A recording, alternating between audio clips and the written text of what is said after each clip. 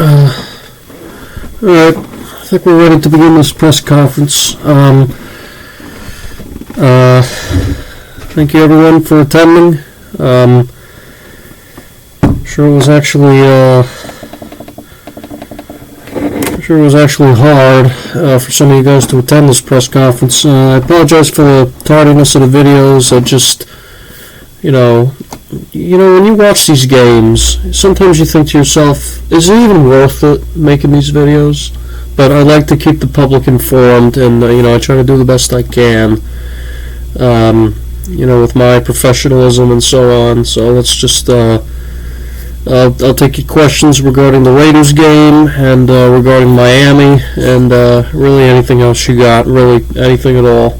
So fire away. Hey Jim, just your overall thoughts on the Raiders game. It was a really disappointing finish to the preseason, and I think you guys do play them week 15. So just I don't know if you want to make a week 15 projection, right now, 10 days before the regular season, but just your overall thoughts. Yeah, the Raiders game was.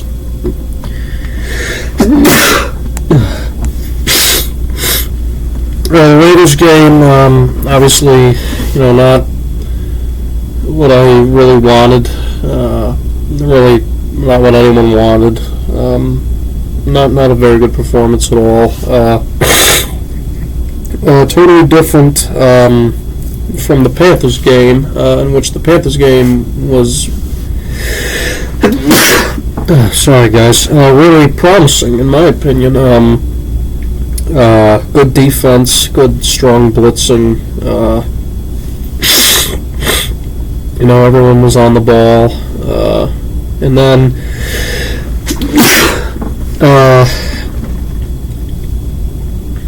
the Raiders game, it all just fell apart on us. And Mac, the horrible interception. I said to Mac, at the end of the game, I said, "Oh, Mac, it's a spy. They're playing, I think, a zone spy, and you see the guy right in the middle of the field, threw it right to him. Like, how do you not see that guy right in? Didn't you see a linebacker right in front of you?" Jesus, I was just fixing this desk, and there's so much dust down here, and I just start, All right, anyway, not a great game on either side of the ball, really. Offense was horrible. Running game always horrible. At least during that time, it was horrible. So I don't know. I don't know what else to tell you. Next question. Hello, Coach. Hi, Mr. Fujimoto. Who do you think will be the corner? We have Jack Jones. He showed some promising moments in the preseason with his reaction time and his being able to break on the ball and really kind of almost run the route for the receiver. But he had two or three drop interception consecutive plays, which can be a little problematic. But how do you feel about Jack Jones? Yeah, well, Jack is, just because, I see him drop a few interceptions. I mean, obviously that is a pain in the ass to look at. I wish you should have had all fucking three of them. You drop one, okay, no big deal. You drop two, really? You drop three? What the hell? So, Jack's been trying. He plays with really, really good technique. He's a little undersized, which I don't really like, but as long as he can stay with the receiver and cover, then I don't really care. Well, I care, but we're just can he play corner, and he's shown that he can. Regarding who the second corner is going to be, I have absolutely no clue. It might be Jonathan, because that's really all we have. It might be Sean. It might be Marcus. I doubt it, but I doubt it'll be Sean or Marcus or Miles or Jack or any one of those guys.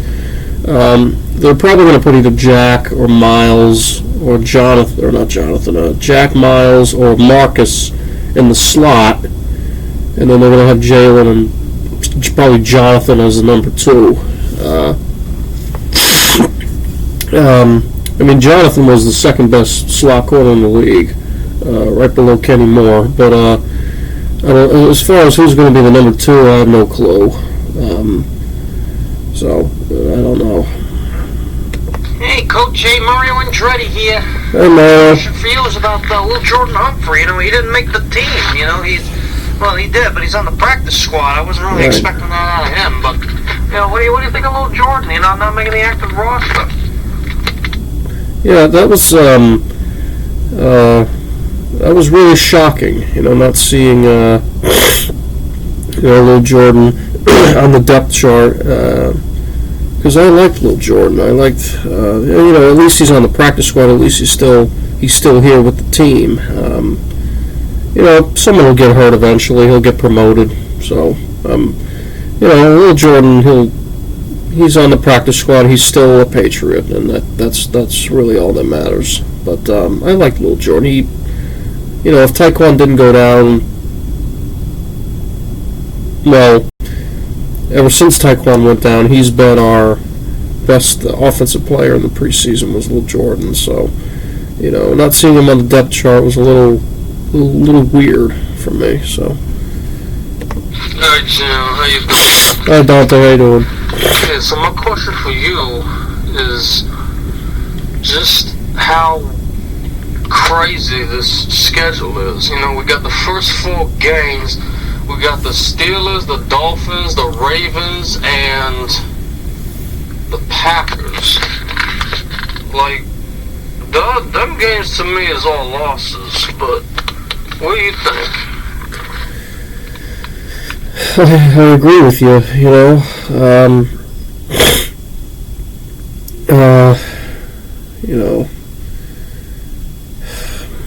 sometimes I wake up to this team and I think, here we go again, here we go again, so, yeah, all those games to me, I wouldn't be surprised if we lost all 4 of them. I got people saying we're going to split with the Dolphins, people saying we're going to split with the Bills, we're going to beat the Vikings, beat the Raiders. Yeah, no, we're not. The Bengals, the Cardinals. Yeah, no. I'm not going to tell you my record prediction because, you know what, I'll tell you. 4-13. There's my record prediction. We're going to beat the Bears, the Lions, and the Jets twice. That's it. All the other games, fucking losses. It's not really a realistic prediction, but the way this offense is, the way the coaching staff is, the amount of pressure that Mac has on him, with no defensive talent, except for maybe 2 guys, and that's Christian and Mac, and maybe Devin. Well, Devin's a vet, so, I trust him, so we'll say 3. What the hell? You got people like Stefan, and Tyreek, and Jamar, and Justin, and Adam, and guys like Devontae, and DeAndre. Who the hell's going to cover them? Who the hell is going to cover those guys? The Browns, you got Amari Cooper. Who the hell's going to cover them? Seriously, that's an honest question. Who the hell is going to cover those guys? Coach. My question for you is about Mac Jones in second year. Do you think that he can be possibly better? Sorry, Mr. Chen, I couldn't really understand you. I think you said possibly better. Yeah, okay, so, I think Mac, Mac's, has the game really slowed down for him? I hope so. Because the talent production has really slowed down for us. The production in general has really slowed down for us. We signed, One receiver in the offseason. One. I'm not going to count Ty as a receiver because he's not really a legit receiver to me. You know, you saw little Jordan Humphrey, but he's on the practice squad, so I'm not really going to count him. I'm talking about people who could be on the roster. And now what they're doing is they're going to say that Jacoby and Kendrick are going to be the 1 and the 2. So think about it. When we play teams like the Vikings, the Dolphins, the Bills, all those guys like Trey White, Patrick Peterson, who's the other guy? Xavier Howard. You know, those guys. I don't see Jacoby creating a lot of separation on those guys at all. We're freaking lucky we're not playing the Rams. That would be at least a 35-point loss. Literally. Probably even a shutout, to be honest with you. Might just get 3 points just because Vaughn isn't there anymore. But hey, guess what? We're going to have to face Vaughn twice a year now. For the next 5 years. So yeah, you do the math, Mr. Chang. Is Matt going to be better? I think he's going to be a better quarterback. But, I mean, as far as his numbers, the numbers are going to be the same. I think his coverage digestion is going to be good. His conduction is going to be good. His hot route calling is going to be good. His audible calling, his confidence, his mobility might step up a little bit. His ball placements are going to get better and better. But his numbers are going to stay where they are because he's got no one to throw to. Thank you, Mr. Chang. Hey, Jim, how are you? Hey, Melissa, how you doing? And my question for you is, the Patriots, during the roster cutdowns didn't make any moves. Where all these other teams are making moves all over the place. So, were you surprised by that at all? No. No, not at all. Not surprised that the Patriots aren't going to do anything. The Eagles got Chauncey Gardner-Johnson. The Vikings got Jalen Reagor. Ty Summers went to the Packers, or I think the Jaguars from the Packers. Those are just the lists of players off the top of my head. Other than that, I don't know. I can't memorize each and every trade and each and every move that happened. But those 3 moves, just them by themselves, especially Chauncey Gardner going to the Eagles, and then Anthony Harris got released, and then they actually, I think, Philly put him on the practice squad. Why? I have no clue. Christ! Tony Jefferson went to the Giants! Tony Jefferson's a hard vet. I think still a really good goddamn safety, if you ask me. Went to the Giants. I don't know why the hell they put him on the practice squad, but he's on the Giants. Get all these teams making all these moves, and what the hell are we doing? It's crazy, Melissa. It really is. Yeah, Coach. My question for you is about Brian Ray making the practice squad, and how you feel Cole Strange will be able to take Shaq Mason's plays, man. All right, so regarding LeBron, really, I like LeBron. I like his technique. I like his hand usage. I like his aggressiveness after the quarterback, especially DeMarcus Mitchell. DeMarcus actually made the team. He didn't get cut. He's not on the practice squad. He actually made the team, which to me was quite surprising.